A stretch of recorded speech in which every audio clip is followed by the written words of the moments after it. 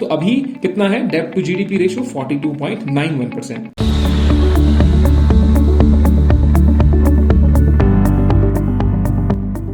Hello and welcome to Himachal news analysis. ये news analysis हम prelim और मेंस दोनों को साथ में लेकर के चल रहे हैं और ये हिमाचल के सभी कॉम्पिटिटिव एग्जाम के लिए यूजफुल है। यदि आप HPSI की प्रिपरेशन कर रहे हैं तो आप हमारे इस कोर्स को हमारी वेबसाइट और एप्लीकेशन दोनों पर जाकर के देख सकते हैं। एप्लीकेशन का लिंक आपको डिस्क्रिप्शन में मिल जाएगा। चलिए शुरू करते हैं। पिछले कल जो आपको क्वेश्चन पूछा गया था, FRBM act refers to, answer is fiscal responsibility and budget management act. तो चलते हैं आज की पहली न्यूज पर। आज की पहली न्यूज है डेब्ट went up by 10.40% in 2020-21 CAG की रिपोर्ट आई है रिसेंटली, जो अभी मॉनसून सेशन में रखी गई थी। तो इसमें यह कहा गया कि जो हिमाचल पर डेब्ट बर्डन है वो 10.40% है इन 2020-21। तो 2020-21 की ये रिपोर्ट है। तो देखते हैं कि इस रिपोर्ट में आखिरकार क्या कहा गया है। The report is prepared for a submission to the Governor of State of Himachal Pradesh under Article 151 of the Constitution of India। CAG जब ये रिपोर्ट बनाती है तो ये रिपोर्ट सेंटर में किसके पास दी जाती है? प्रेसिडेंट के पास। और स्टेट में किसके पास जाती है? गवर्नर के पास। तो यही कहा गया है इसमें under article 151। Chapter 1 provides an overview of the state sectoral contribution to GSDP, structure of government accounts and snapshots of the state finances. जो पहला चैप्टर होता है कैग की रिपोर्ट का, उसमें स्टेट के सेक्टोरल डिस्ट्रीब्यूशन के बारे में बताया जाता है कि कौन से सेक्टर में कितना डिस्ट्रीब्यूशन है हमारी जीडीपी में। गवर्नमेंट के अकाउंट्स के बारे में बताया जाता है, स्टेट फाइनेंसेस क्या चले हुए हैं अभी एट प्रेजेंट या प्रीवियस ईयर में क्या थे। तो वो सब चीजें चैप्टर 1 में डिस्कस की जाती हैं। इसके अलग अलग चैप्टर्स होते हैं। Same chapter 2 and 3 of this report contain audit observation on matter arising from examination of finance account and appropriation account respectively of the state government of the year ended 31st of March 2021। देखिए तब तक का इसमें बताया गया है 31st of March 2021 तक बताया गया है। Information has been obtained from the government of Himachal Pradesh wherever necessary। जहां जहां से इंफॉर्मेशन लेनी चाहिए थी वो इसमें इंफॉर्मेशन ली गई है। उसी तरीके से चैप्टर 4 और 5 में कुछ चीजें कही जाती हैं। The report containing the findings of performance audit and audit of transaction in various department and report on state revenues and presented separately. तो विभिन्न विभागों में हुए लेन देन की लेखा परीक्षा और निष्पादन लेखा परीक्षा के निष्कर्ष से समाविष्ट प्रतिवेदन तथा राज्य के राजस्व पर प्रतिवेदन पृथक रूप से प्रस्तुत किए जाते हैं। हर एक डिपार्टमेंट में कितना खर्चा हुआ, ये सारी चीजें इस कैग की रिपोर्ट में कही जाती हैं। और सेम ही इसी रिपोर्ट में ये भी कहा जाता है कि कितना स्टेट पर बर्डन पड़ा हुआ है, अभी लोन कितना है जीडीपी के रेशियो का। तो ये सब चीजें हम डिस्कस करते हैं। उतना थॉरली हम नहीं जाएंगे कि हम एक एक चैप्टर को डिस्कस करेंगे। पहला ही जो चैप्टर है वही आपको थोड़ा सा इंपॉर्टेंट है, जो कुछ चीजें आपको पता होनी चाहिए एग्जाम पॉइंट ऑफ व्यू से। This report on finances of government of Himachal Pradesh presents an assessment of financial performance of the state during the year 2020-21। The budget estimates and the target prescribed under the Fiscal Responsibility and Budget Management Act, that is FRBM Act 2005, amended in 2011। पिछले कल भी हमने बात की थी fiscal responsibility and budget management act 2005 के बारे में, जिसको अमेंड किया गया 2011 में। And analysis of the dominant trends and structural profile of the states government receipts and the disbursement, कि स्टेट ने कितनी रिसिप्ट्स हासिल की और कितना डिसबर्स किया, यानी कि खर्चा कितना किया और हमारे लिए इनकम कितनी आई।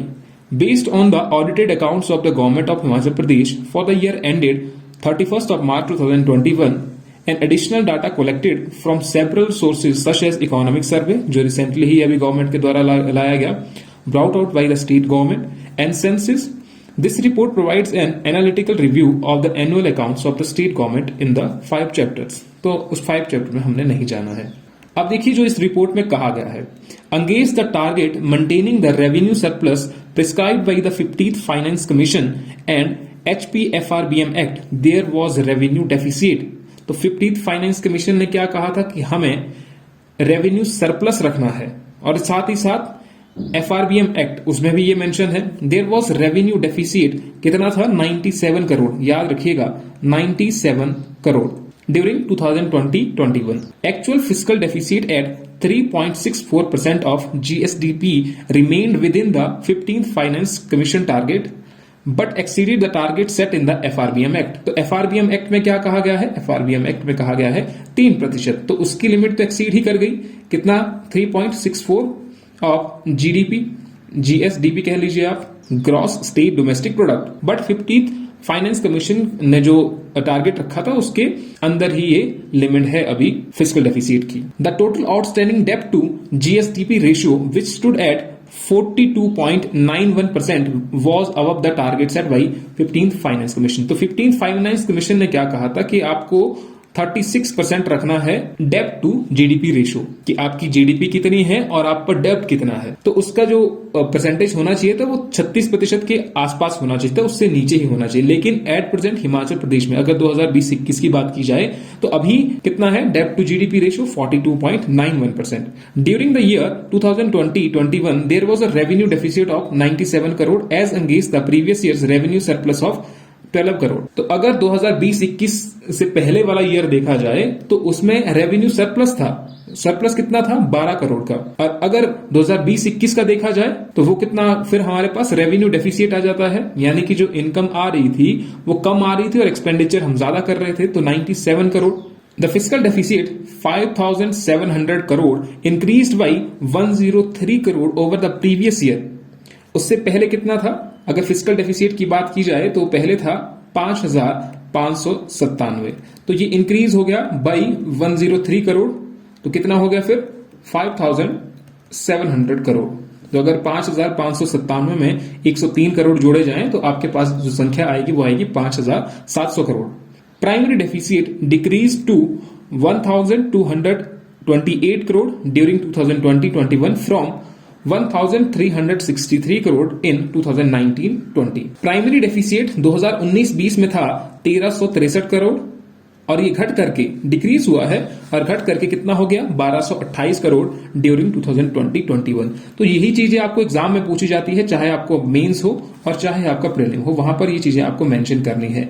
Economy of Himachal Pradesh During 2020-21, only 31% of the revenue receipts came from the state-owned resources.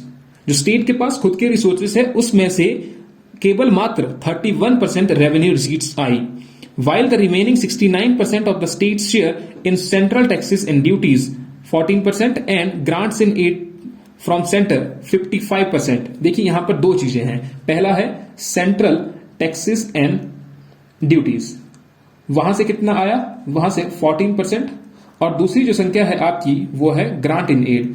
क्योंकि हिमाचल प्रदेश एक स्पेशल कैटेगरी स्टेट है तो यहां पर सेंटर के द्वारा जो ग्रांट इन एड दी जाती है, जो रेशो रहता है वो 90 और 10 का रहता है, जानते हैं इसके बारे में। तो ग्रांट इन एड कितनी रही इसमें 55%, तो ये कुल मिलाकर के कितना हुआ 69%। बाकी का 31% जो बचा वो स्टेट के ओन रिसोर्सेज आया, स्टेट के अपने रिसोर्सेज से आया। This is indicative of the fact that the fiscal position of the state is dependent mostly on central funding। तो यहां से आप देख सकते हैं कि सेंटर से फंडिंग ज्यादा आ रही है, हमारे पास रिसोर्सेज कम है, क्योंकि सेंटर को जो टैक्स जाता है फिर वहां से डिस्ट्रीब्यूट होता है हर एक स्टेट के लिए। Himachal Pradesh is a special category state, SC state है, आप लोगों को पता ही होगा। Accordingly it is entitled to financial assistant from the government of India. तो फाइनेंशियल असिस्टेंट गवर्नमेंट के द्वारा दी जाती है क्योंकि स्पेशल कैटेगरी स्टेट है।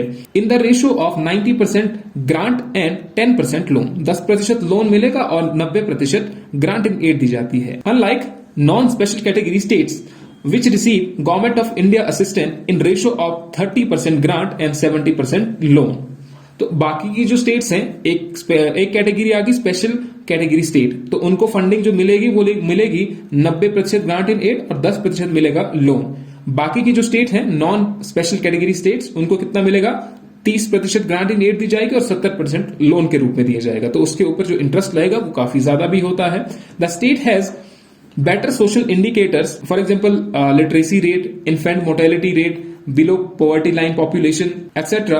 than all India average। तो ये बाकी की स्टेट है नॉन स्पेशल कैटेगरी स्टेट, यहाँ की जो कंडीशन है वो भी बहुत अच्छी होती है। अगर हम इंडिया के एवरेज के रूप में इसको देखें तो of the 29 public sector undertaking, यानी कि 29 पब्लिक सेक्टर अंडरटेकिंग में से 11 ने प्रॉफिट किया, 29 में से 11 ने प्रॉफिट कमाया और बाकी लॉस में चले गए, यानी बाकी की जितने भी पब्लिक सेक्टर अंडरटेकिंग थे उन्हें नुकसान हुआ इस दौरान।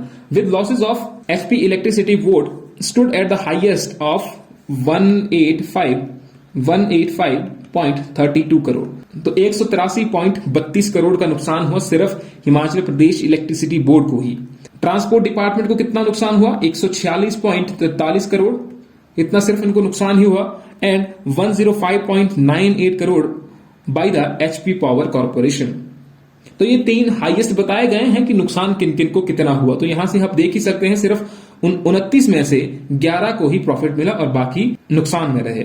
There are 13 PSUs with total losses of 4074.85 crore resulting in the net worth of 9 PSUs being completely eroded. तो यहां पर कुल मिलाकर के 13 को जो नुकसान हुआ वो 4074.85 करोड़ का हुआ।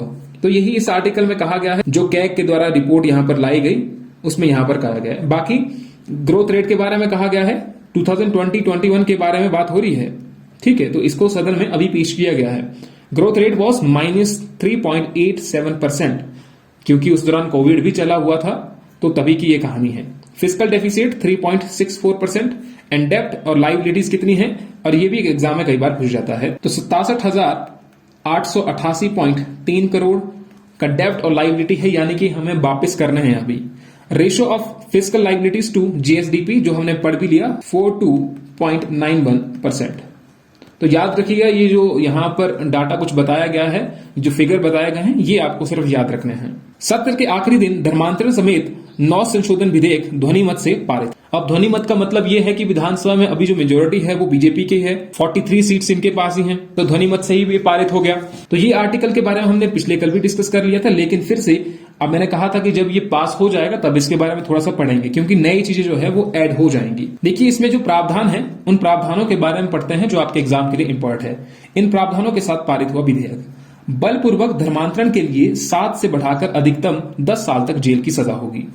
अब पहले क्या थी, 7 साल की जेल होती थी, अब कितनी हो जाएगी, 10 साल की जेल होगी। सभी शिकायतों की जांच सब इंस्पेक्टर से निचले दर्ज का अधिकारी नहीं करेगा और सेशन कोर्ट में इसकी सुनवाई होगी। पिछले कल हमने देखा था।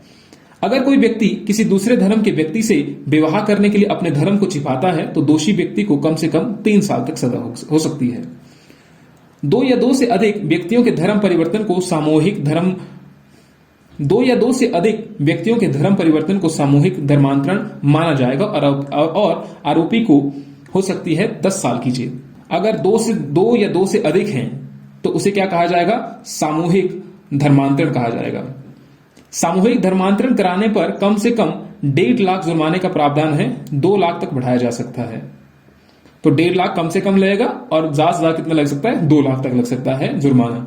धर्म परिवर्तन के बाद भी अपने मूल धर्म की सुविधा प्राप्त करना होगा अपराध।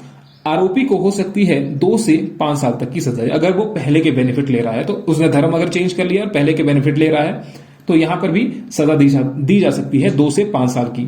धर्म परिवर्तन से 1 माह पूर्व जिला मजिस्ट्रेट के समक्ष पेश करना होगा शपथ पत्र, बताना होगा उपयुक्त कारण, और उपयुक्त कारण भी उसे बताना होगा मजिस्ट्रेट के सामने कि क्यों उसने अपना धर्म जो है वो चेंज किया है। तो यहां से आपका जो क्वेश्चन बनेगा वो मेंस के लिए बनेगा। तो इस बार के एचएएस और नायब तहसीलदार के एग्जाम के लिए ये इंपॉर्टेंट है। इसके साथ साथ में ही विरोध के बीच धारा 118 में संशोधन, इसके बारे में हमने पढ़ा था। इसमें हमने पढ़ा था कि जो गैर कृषक हैं, अगर उन्हें जमीन लेनी है हिमाचल प्रदेश में अंडर आर्टिकल 118 तो उन्हें 3 साल के अंदर निर्माण कार्य करना होगा।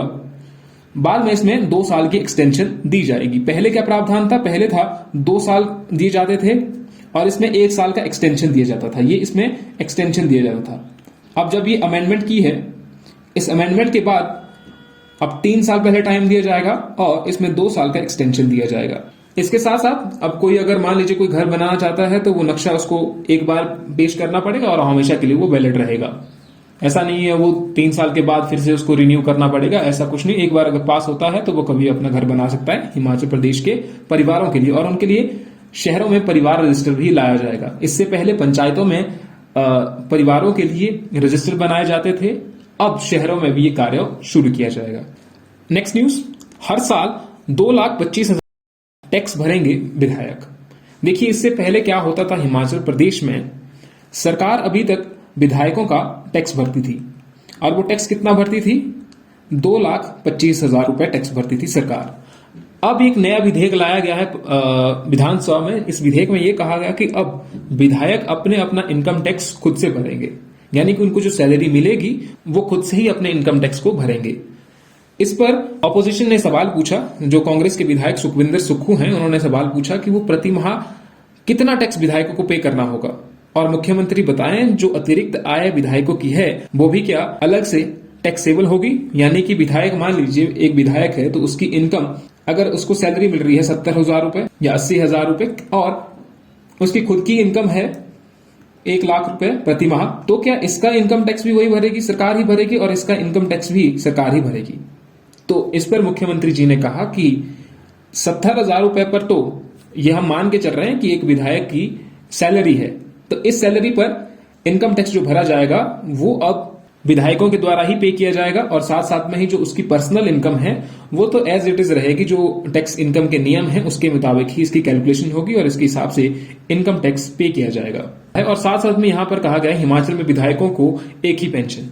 रिसेंटली ही पंजाब सरकार ने एक नोटिफिकेशन जारी की है जिसमें जितने भी पूर्व विधायक हैं उनको एक बार की ही पेंशन मिलेगी, यानी कि एक टेन्योर की पेंशन मिलेगी। पहले क्या होता था, अगर कोई 2-3 बार विधायक बन रहा है तो उसको 2-3 टेन्योर की उसको पेंशन मिल रही है, अब ऐसा नहीं है, उसको एक ही टेन्योर की पेंशन मिलेगी। हिमाचल प्रदेश सरकार ने यह कहा कि हिमाचल में अभी तक सिर्फ एक ही पेंशन है, इसमें सिर्फ अगर मान लीजिए वो दूसरे टर्म में आता है तो उस पर छोटा सा अमाउंट जुड़ जाता है, ये हमारे मुख्यमंत्री जी ने कहा, लेकिन यह व्यवस्था कर्मचारियों की तरह ही है, इसलिए पेंशन के फॉर्मेट में राज्य सरकार फिलहाल कोई बदलाव नहीं करेगी। तो जो विधायकों की पेंशन है वो तो सेम ही रहेगी, लेकिन उन्हें अपना इनकम टैक्स जो है वो खुद ही भरना पड़ेगा। इस पर कटाक्ष करते हुए विपक्ष ने यह भी कहा कि अब अगर विधायकों की सैलरी देखी जाए तो वो विश्वविद्यालयों के प्रोफेसर, MD, डॉक्टर और प्रशासनिक अफसरों से कम हो गई है। विधानसभा में डिप्टी सेक्रेटरी के बराबर वेतन विधायकों का होगा। तो ये चीजें इस आर्टिकल में कही गई हैं, इंपॉर्टेंट है एग्जाम पॉइंट ऑफ व्यू से।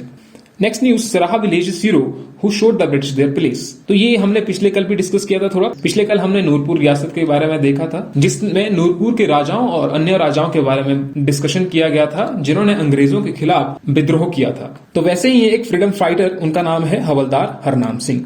Even though the country is celebrating 75 years of independence, there are many heroes who had raised their voice against the British, but their services were never recognized. तो ऐसे बहुत से hero हैं जिनके बारे में हम बात नहीं करते हैं या हमें मालूम नहीं है, जिन्होंने अंग्रेजों के खिलाफ अपनी आवाज को बुलंद किया था। One such freedom fighter havildar Harnam Singh.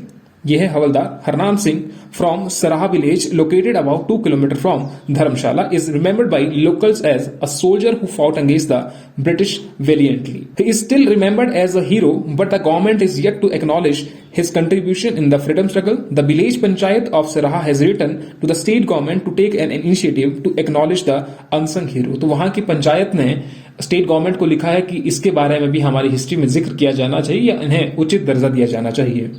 As per the letter written by the village panchayat to the state government, Harnam Singh was born in 1912. 1912 में सराहा विलेज में इनका जन्म हुआ। He was recruited into the British Army in the Punjab regiment at the age of 20. तो 1932 में यानी कि 20 साल की एज में ये ब्रिटिश आर्मी में रिक्रूट हो जाते हैं। Seeing his bravery, he was promoted to the rank of havildar just 4 years after the recruitment. 1932 में जब ये रिक्रूट होते हैं तो उसके बाद इनको हवलदार की पोजीशन पर प्रमोट किया जाता है 4 साल के अंदर ही। He took part in the World War II and served the British Army in Belgium, Burma and Singapore. तो 3 जगह पर इन्होंने अपनी सर्विसेज दी। वर्ल्ड वॉर 2 में इन्होंने पार्टिसिपेट किया, बेल्जियम, बर्मा, सिंगापुर में इन्होंने अपनी सर्विसेज दी। In 1945 his regiment came back to India and was stationed at Meerut. 1945 में ये भारत आए और इनकी जो बटालियन थी उनको कहां पर रखा गया, उनको मेरठ में रखा गया। Many soldier from the Punjab regiment were deserting the British army and joining Azad Hind army founded by Netaji Subhash Chandra Bose. तो बहुत सारे ऐसे लोग थे जो अब आजाद हिंद फौज को ज्वाइन कर रहे थे। This enraged the British officials who then began mistreating the Indian soldiers. In one such incident a British colonial was abusing the Indian soldier. Harnam on seeing this attack the colonel. तो क्या हो रहा था कि उस दौरान ब्रिटिश आर्मी जो British officers थे जो भारतीयों के साथ बहुत ही बुरा व्यवहार करते थे, ऐसा ही इंसिडेंट एक हरनाम सिंह के सामने भी हुआ। ब्रिटिश कर्नल एक इंडियन सोल्जर को अब्यूज कर रहे थे, उसको गालियां दे रहे थे। ये देख करके हरनाम सिंह ने उस पर अटैक कर दिया। Things soon took a turn for the worse as Harnam had to face court martial and was eventually given death penalty. तो उसके बाद उन्हें कोर्ट मार्शल किया जाता है और उन्हें फांसी की सजा सुनाई जाती है। लेकिन इससे डरकर क्या होता है कि ब्रिटिश आर्मी सोचती है कि अगर इनको हमने फांसी पर लटका दिया, अगर इन्हें हमें मौत के घाट उतार दिया, हमारे खिलाफ बड़ा विद्रोह हो सकता है। British officers asked Harnam to tender an apology to which he refused. तो हरनाम सिंह को यहां पर कहा गया कि आप ऐसा कीजिए, आप हमारी ऑफिसर से माफी मांगी आपको हम माफ कर देंगे। लेकिन हरनाम सिंह ने माफी मांगने से इनकार कर दिया। Following this he was eventually sent back without any pension और medal that he had earn throughout his service. तो उन्हें वहां से वापस भेजा जाता है, ना उनको कुछ पेंशन दी जाती है, ना उनको मेडल दिए जाते हैं। इतने साल उन्होंने ब्रिटिश आर्मी की सर्विसेज की थी। Harnam Singh, after returning, was welcomed by the freedom fighters from the Kangra at Pathankot. He continued taking part in freedom struggle till 1947 and passed away in 2005. 2005 में इनकी मृत्यु हो जाती है, लेकिन तब तक ये भारत की आजादी में अपना पूर्ण रूप से सहयोग देते हैं। तो यही इस आर्टिकल में कहा गया है कि हमें उन हीरोज को नहीं भूलना चाहिए जिन्होंने हमारी आजादी के लिए अपनी जान तक गंवा दी थी। नेक्स्ट आर्टिकल, सोलन में सलमान रुश्दी का बंगला 2002 के बाद नहीं आए, तो उतना इंपॉर्टेंट नहीं है।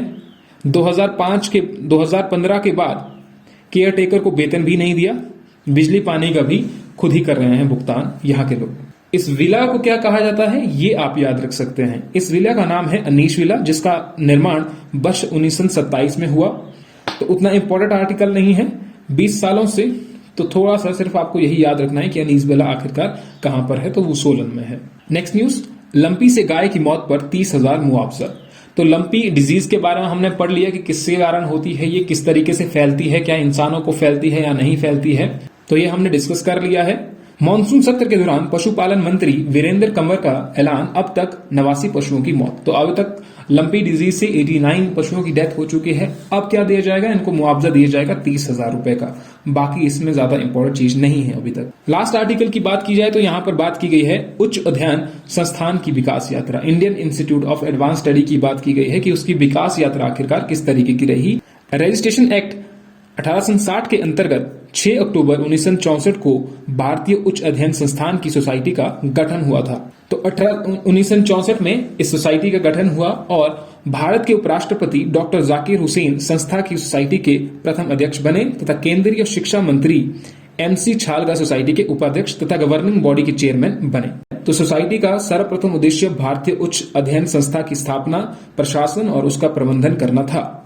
उसके बाद यहाँ पर प्रोफेसर्स की बात की गई है, तो वो हमारे एग्जाम पॉइंट ऑफ व्यू से इंपॉर्टेंट नहीं है, लेकिन आपको ये चीजें पता होनी चाहिए, जैसे कि the Indian institute of advance study IIAS आपने सुना होगा, is a research institute based in Shimla. It was set up by the ministry of education, government of India in 1964 and started functioning from 20th of October 1965. The building that housed the institute was originally built as a home for the Lord Dufferin, Viceroy of India, from 1884 to 1888 and was called the Viceregal Lodge. ये जो बनाया गया था, ये building starting में, तो ये building बनाई गई थी वाइसरॉय ऑफ इंडिया के लिए, लॉर्ड डफरीन के लिए, और इसको उस वक्त कहते थे वाइसरीगल लॉज।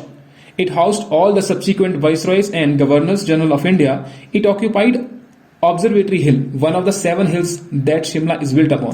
शिमला जिस क्षेत्र में बना हुआ है, शिमला 7 पहाड़ियों पर बना हुआ है। अगर आपको पता है कि वो बाकी की 6 पहाड़ियां कौन कौन सी हैं, तो कमेंट सेक्शन में आप बताइए जरा। The building is design in Indo Gothic style, तो ये है आपका इंडो गॉथिक स्टाइल, इस स्टाइल में बनाया गया है, ये भी एग्जाम में पूछा जाता है। The building was design by Henry Irwin, कई बार एग्जाम में पूछा गया है। The building of viceregal lodge और advance study was design by Henry Irwin. An architect in the public work department, the Viceregal Lodge had electricity as early as 1888, much before the rest of town of Shimla. तो सबसे पहले जो बिजली आई थी, उस वक्त शिमला शहर में बिजली नहीं आई थी, तो यहाँ पर बिजली पहुंच गई थी। क्यों? क्योंकि ये वॉइसरॉय ऑफ इंडिया के लिए बनाया गया था उस वक्त। तो इसी के साथ हमारे जो न्यूज है वो यहीं पर खत्म होती है। इस वीडियो की PDF फाइल आप हमारे टेलीग्राम चैनल पर डाउनलोड कर सकते हैं, जिसका लिंक आपको डिस्क्रिप्शन में मिल जाएगा। यदि आपको लगता है कि इसमें कुछ चेंजेस होने चाहिए तो आप हमें बताइए, हम उसको जरूर इंप्लीमेंट करने की कोशिश करेंगे। मिलते हैं आपसे नेक्स्ट वीडियो में। Thank you.